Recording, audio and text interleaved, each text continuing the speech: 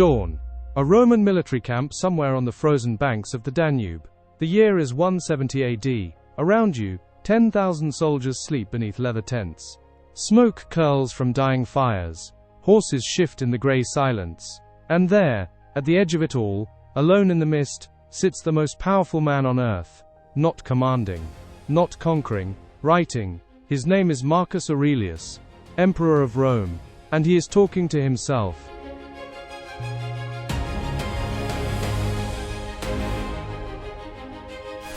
He was born on the 26th of April, 121 AD, into a wealthy Roman family with Spanish roots, the Aniagens.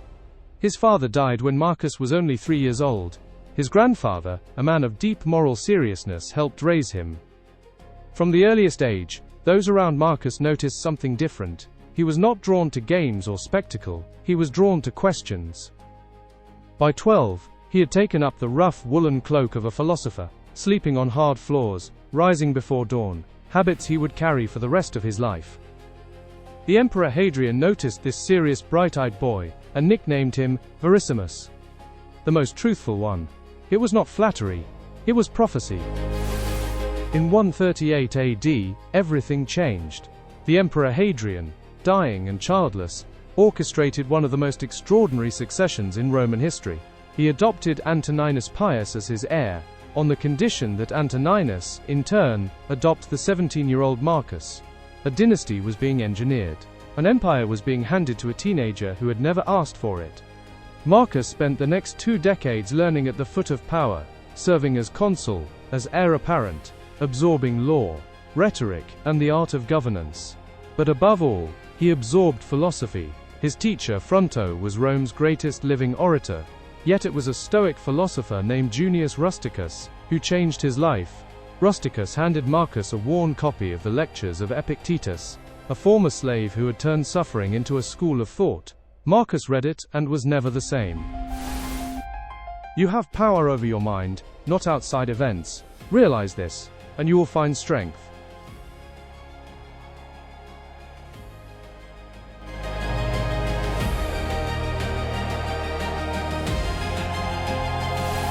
On the 7th of March, 161 AD, the Emperor Antoninus Pius died peacefully at his villa. Marcus Aurelius was 40 years old. He was handed the purple, the color of absolute power. And his first act? He refused to rule alone. He immediately elevated his adoptive brother Lucius Verus to co-emperor, the first time in Roman history 2 men had shared equal imperial power. It was a decision rooted not in weakness but in philosophy. Power shared is power tempered. The ancient sources tell us Marcus accepted the throne with visible reluctance. The Historia Augusta records that he wept. He had wanted a life of contemplation. Instead, he inherited an empire of 5 million square kilometers, 70 million souls, thousands of kilometers of exposed frontier, and almost immediately, a world in crisis. The crises came like hammer blows. In the east, Parthia invaded Armenia and crushed a Roman army. In the north, Germanic tribes, the Marcomanni, the Quadi, were massing beyond the Danube. And then, returning from the Parthian campaign, in 166 AD, the Roman legions brought something worse than any enemy home with them: plague. The Antonine Plague, believed by modern scholars to have been smallpox, tore through the empire like wildfire. Ancient sources suggest it killed between 5 and 10 million people across 2 decades. Some cities lost a third of their population. Galen, Rome's greatest physician, fled the capital in horror. Whole villages fell silent, tax revenues collapsed, legions were hollowed out. And Marcus Aurelius, the philosopher, was forced to become a general, a crisis manager, a father figure to a dying world. He never stopped writing.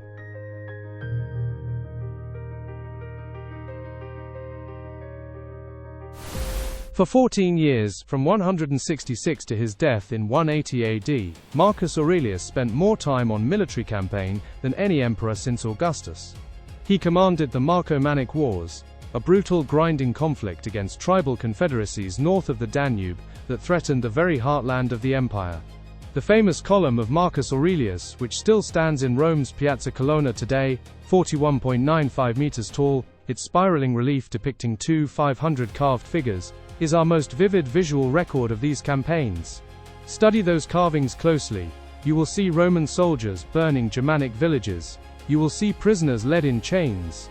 You will see the emperor himself, depicted again and again not in triumphant pose, but in the act of clemency, pardoning defeated enemies. Modern scholars have noted this emphasis is ideological. It tells us something about the man who commissioned it. Picture the emperor's headquarters tent at night. Oil lamps flicker. Outside, 10,000 men breathe in the dark. Rain hammers the leather roof. And Marcus Aurelius opens his journal. Not to plan tomorrow's battle. Not to dictate orders. He writes to himself. In Greek, the language of philosophy. Words that were never meant to be read by anyone else. Do not indulge in such thoughts as these, that wretched man I am, and this has happened to me. No, say rather, I am in pain. It is hard, yet it is possible to go on. He calls himself lazy. He calls himself angry. He reminds himself to be patient with difficult people. He is, in those private pages, astonishingly human. The Meditations, as we now call his 12 private journals, were written entirely on campaign, between 170 and 180 AD. They were never published in his lifetime. They were nearly lost forever. The object of life is not to be on the side of the majority, but to escape finding oneself in the ranks of the insane.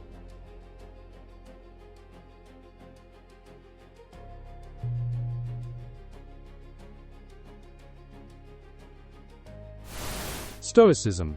The word today conjures images of silent endurance, of clenched jaws and suppressed emotion. But in the 2nd century AD, Stoicism was a living, breathing system of philosophy, a daily practice as demanding and transformative as any religion.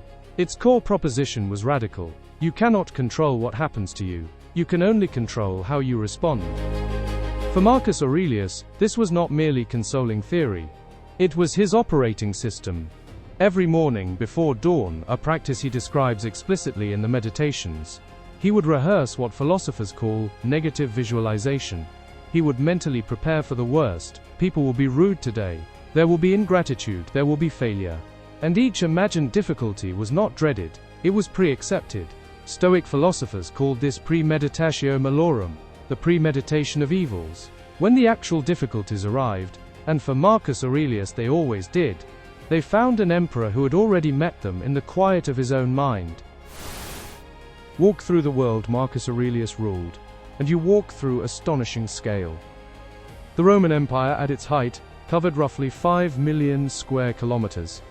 70 million people, perhaps a quarter of the world's entire population, lived within its borders. Rome itself, at the time of Marcus Aurelius, housed over 1 million inhabitants. The city was a sensory assault. The smell of fresh bread from bakeries lining the Via Sacra, the roar of the Circus Maximus, holding 250,000 spectators, the grey dust of the quarries at Carrara, the mosaic workshops of Alexandria, the incense drifting from temples along the Tiber. Marcus Aurelius walked these streets as emperor for 19 years. He presided over the Colosseum.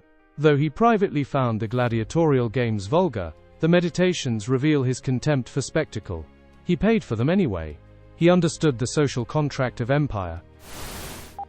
The sheer scale of the empire Marcus Aurelius governed is almost impossible to grasp. Look at how it dwarfed every rival power of its age, and how its territory compared across 3 crucial decades. These numbers are not just statistics. They are the weight of responsibility carried on one philosopher's shoulders.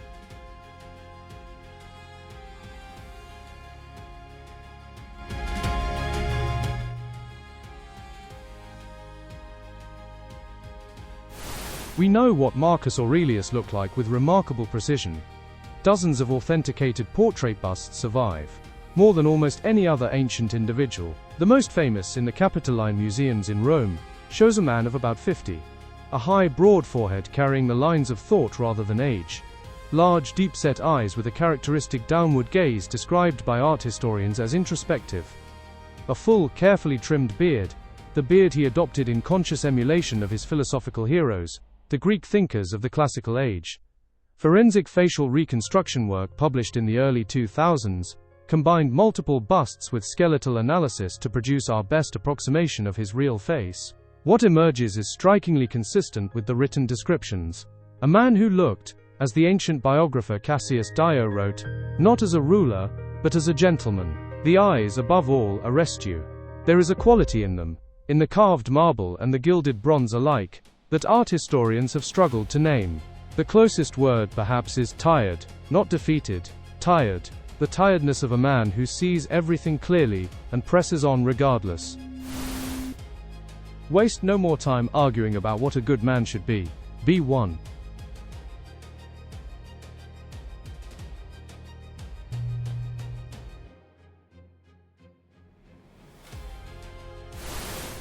Behind the emperor was a man of surprising ordinariness.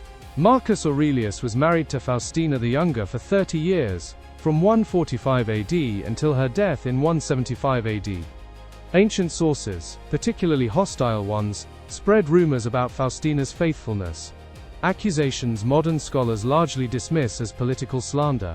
The Meditations tell a different story. In one of its most intimate passages, Marcus thanks the gods for his wife. Gentle, affectionate, and simple. They had 13 children together, though childhood mortality was savage. Only 6 survived to adulthood. He records grief with the restraint of a Stoic who knows grief must be felt, not fled. He was close to his adoptive brother Lucius Verus, who died of plague in 169 AD while returning from the Parthian front. The Historia Augusta records Marcus cried openly, something emperors were not expected to do.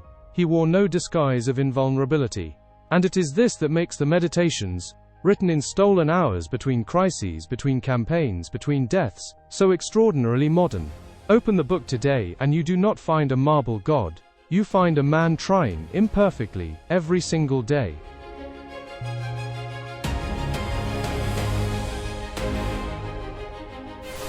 By 178 AD, Marcus Aurelius was 57 years old, his health broken by years of campaign, by chronic chest pain that ancient sources describe in terms consistent with ulcers, or possibly tuberculosis.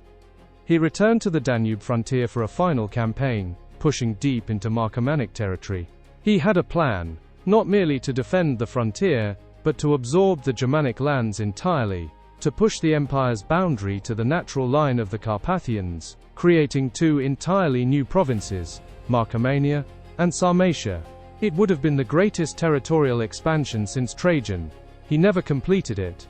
On the 17th of March, 180 AD, at the Roman military headquarters of Vindobona, the city we now call Vienna, Marcus Aurelius died. He was 58 years old. The ancient sources describe him refusing food in his final days, as if deliberately hastening the end, distributing his affairs with calm precision.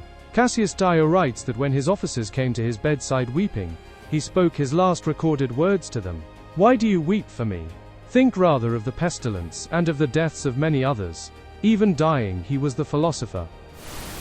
His legacy fractured almost immediately. His son Commodus, whom he had named co-emperor in 177 AD, a decision historians debate endlessly, abandoned the Danubian campaigns within months. He reversed every strategic plan his father had made. Commodus was vain, paranoid, and unstable. He eventually renamed Rome after himself, and declared himself a living god. The contrast with his father could not have been more complete. And yet, and here is the deep irony, the very Stoic education Marcus had given his son, was rejected utterly. You can give a man every philosophical tool, and he may still choose the sword. It was the lesson Marcus himself had written about in his journals, though he never saw its most painful application. Scholars debate why Marcus chose Commodus at all. The answer perhaps is the most human one. He was his son. The philosopher emperor who had controlled almost everything through the force of reason, could not control love.